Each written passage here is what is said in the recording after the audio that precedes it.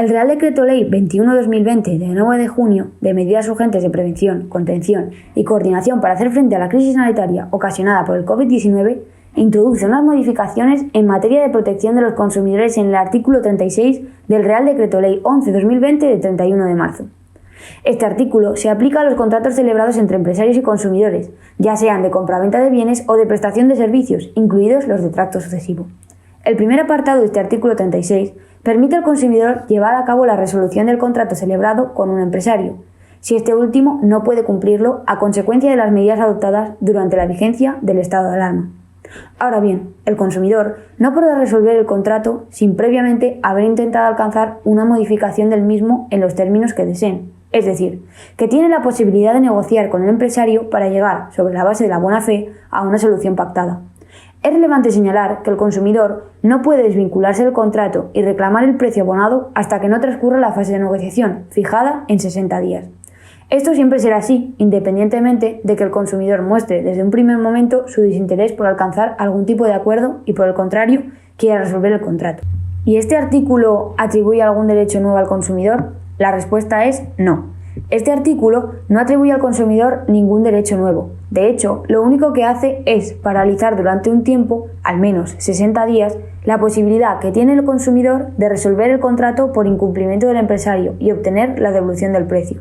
Con esto, lo que se pretende es evitar que cuando finalice el estado de alarma, los consumidores soliciten en un breve periodo de tiempo la resolución del contrato y la restitución del precio pagado, colocando así a estos empresarios en una difícil situación económica. Otra cuestión que nos debemos plantear es: ¿qué es lo que ocurre si, transcurrido el plazo de 60 días que han tenido las partes para obtener un acuerdo novatorio, este fracasa? Lo que sucede es que el consumidor ha de presentar una reclamación en el plazo de 14 días para resolver el contrato. Este plazo, por tanto, empieza a correr cuando finaliza el mencionado plazo de 60 días que han tenido las partes para obtener un acuerdo novatorio. En relación a esto, es preciso afirmar que el dies a quo del plazo de 14 días no comienza el día que termina el estado de alarma, sino que lo hará el día en que termina el plazo de 60 días. Además, cabe mencionar que es un plazo muy breve y que, por tanto, perjudica al consumidor. Por otro lado, en base a las reglas de distribución de la carga de la prueba recogidas en el artículo 217 de la Ley de Enjuiciamiento Civil, corresponde al consumidor la carga de probar que el empresario ha incumplido el contrato. Por el contrario, incumbe al empresario la carga de probar que ese incumplimiento es consecuencia de las medidas adoptadas durante la vigencia del estado de alarma si quiere que se aplique el artículo 36 del Real Decreto Ley. Es preciso tener en cuenta que el incumplimiento no se produce por dolo o culpa del empresario, sino que tiene su origen en una circunstancia externa, como son las medidas adoptadas ante la situación del COVID-19.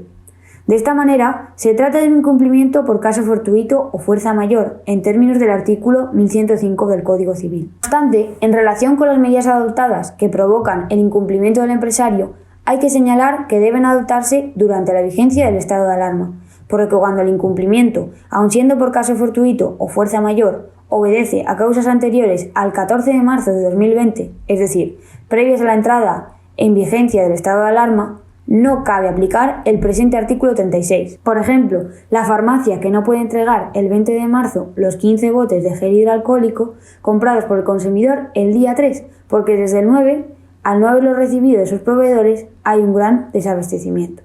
Por otro lado, el segundo apartado hace referencia a los efectos de resolución del contrato y con ello se disponen las formas y el tiempo en el que el empresario ha de proceder a la devolución de las sumas abonadas por el consumidor o usuario.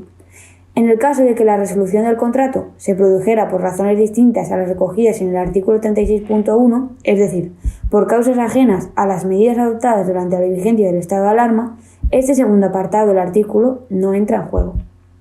De esta manera, si transcurren 60 días y no se da de acuerdo alguno, el empresario tiene que devolver lo pagado en 14 días, salvo aceptación expresa de condiciones distintas por parte del consumidor y usuario. Tal y como se ha mencionado anteriormente, tras la resolución del contrato, las partes tienen que restituirse recíprocamente las prestaciones ejecutadas. Así pues, en lo que concierne al empresario, tendrá que devolver al consumidor el precio recibido, de forma total o parcial. Por lo que, si el consumidor no ha abonado precio alguno, no podrá reclamar nada al empresario tras la resolución. Por otro lado, en el artículo 36.2 podemos apreciar tres reglas en relación a la obligación del empresario de devolver al consumidor el precio abonado. En primer lugar, en cuanto a la forma, se establece que el empresario debe devolverlo en la misma forma que se realizó el pago. Ahora bien, con esto no se refiere a que si el precio se paga en metálico, el empresario no pueda pagarlo, por ejemplo, mediante transferencia bancaria.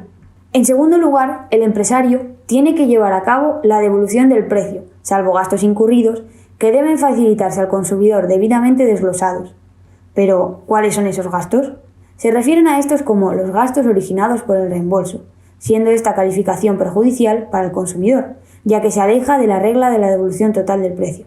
Además, esto va en contra de la Directiva 2011/83 de la Unión Europea sobre los derechos de los consumidores, la cual establece en su artículo 18.3 que, en el caso de que el consumidor resuelva el contrato por la no entrega del bien, el empresario deberá reembolsar sin ninguna demora indebida todas las cantidades abonadas en virtud del mismo. A esto hay que sumar que el empresario debe devolverlo en un plazo máximo de 14 días, salvo aceptación de condiciones distintas por parte del consumidor. Por tanto, podemos determinar que este plazo es inconcluyente si lo que buscamos es beneficiar al consumidor, ya que si éste reclamara al empresario el precio abonado antes de que transcurrieran los 14 días, este último podría alegar que la obligación de la devolución todavía no es exigible, otorgando al empresario, en consecuencia, más tiempo para devolver el precio. Estas condiciones distintas que pueden pactarse, mencionadas en la última frase del artículo 36.2, aparentemente pueden hacer referencia a cualquiera de las reglas del precepto: la forma de devolver el precio, los gastos incurridos que puede retener el empresario o el plazo de 14 días. En cuanto a la mencionada aceptación expresa del consumidor, esta implica una negociación entre el empresario y el consumidor, no pudiendo tratarse de una imposición de cláusulas predispuestas por el empresario. En definitiva, el artículo 36 del Real Decreto Ley 11/2020 no pretende proteger al consumidor, otorgándole un derecho de resolución y el consiguiente reembolso del precio abonado, sino que intenta evitar que una vez finalizado el estado de alarma en un breve periodo de tiempo, el empresario deba hacer frente a numerosas reclamaciones de resolución y devolución del precio de las cuales no se podría hacer cargo.